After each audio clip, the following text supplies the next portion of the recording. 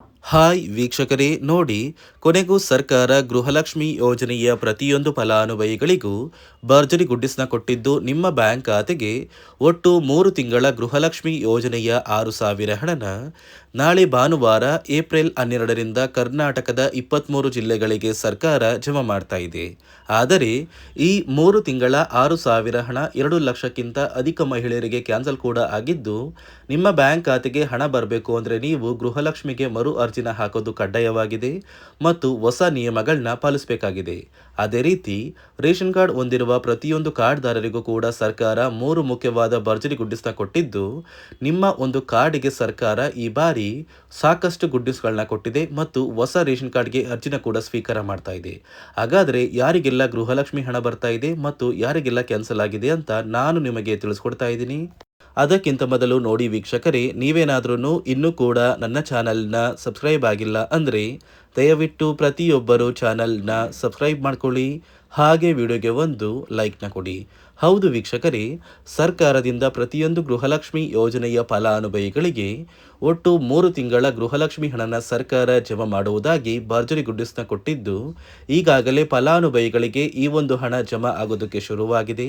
ನಿಮ್ಮ ಬ್ಯಾಂಕ್ ಖಾತೆಗೂ ಕೂಡ ಮಾರ್ಚ್ 12 ಭಾನುವಾರ ಮತ್ತು ಮಾರ್ಚ್ 13 ಸೋಮವಾರ ಈ 2 ದಿನಗಳಲ್ಲಿ ಸರ್ಕಾರ ಈ ಗೃಹಲಕ್ಷ್ಮಿ ಯೋಜನೆಯ 3 ತಿಂಗಳ 6,000 ಹಣನ 23 ಜಿಲ್ಲೆಗಳಿಗೆ ಜಮಾ ಮಾಡ್ತಾ ಇದೆ.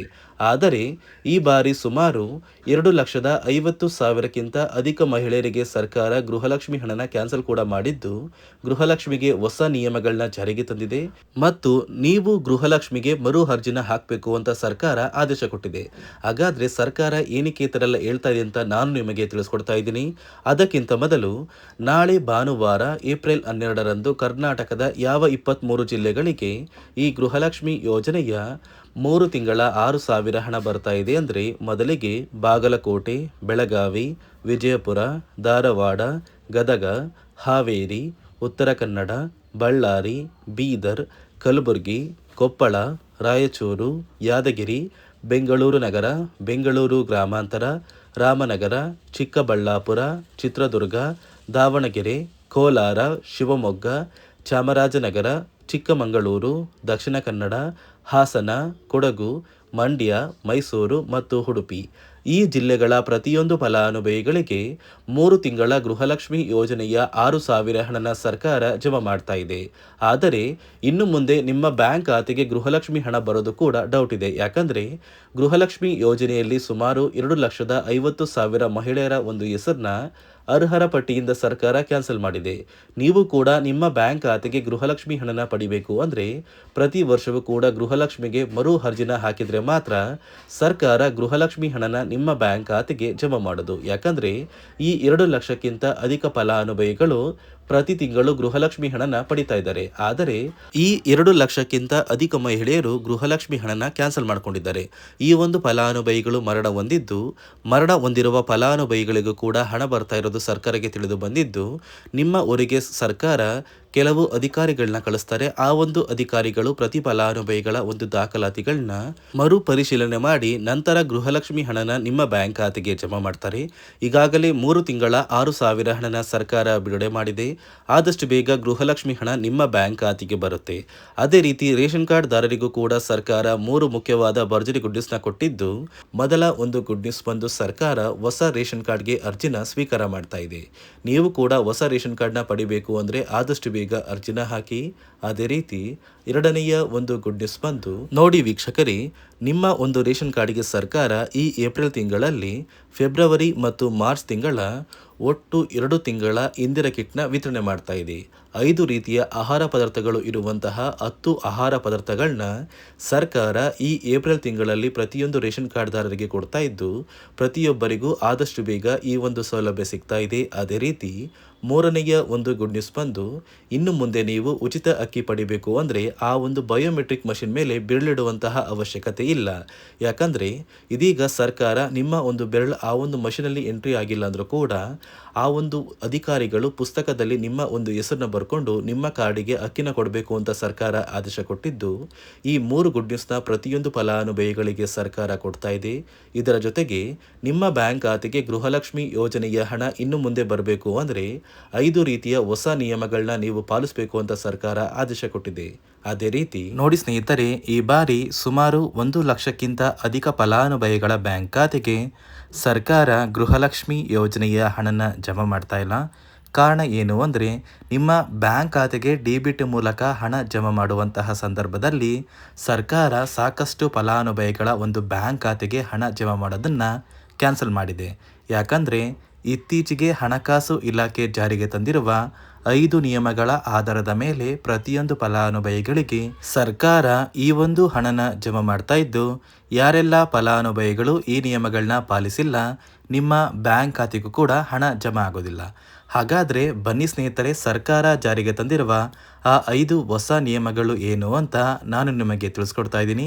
ನೋಡಿ ಸ್ನೇಹಿತರೆ, ಮೊದಲನೆಯ ಒಂದು ನಿಯಮ ಬಂದು, ಸಾಕಷ್ಟು ಫಲಾನುಭವಿಗಳು ಹೊಂದಿರುವಂತಹ ಒಂದು ರೇಷನ್ ಕಾರ್ಡ್ ಏನಿದೆ, ಆ ಒಂದು ರೇಷನ್ ಕಾರ್ಡ್ನ ಮನೆಯ ಸದಸ್ಯರ ಪ್ರತಿಯೊಬ್ಬರ ಒಂದು ಆಧಾರ್ ಕಾರ್ಡ್ನ ನಿಮ್ಮ ರೇಷನ್ ಕಾರ್ಡ್ಗೆ ಕಡ್ಡಾಯವಾಗಿ ಲಿಂಕ್ ಮಾಡಿಸ್ಬೇಕು.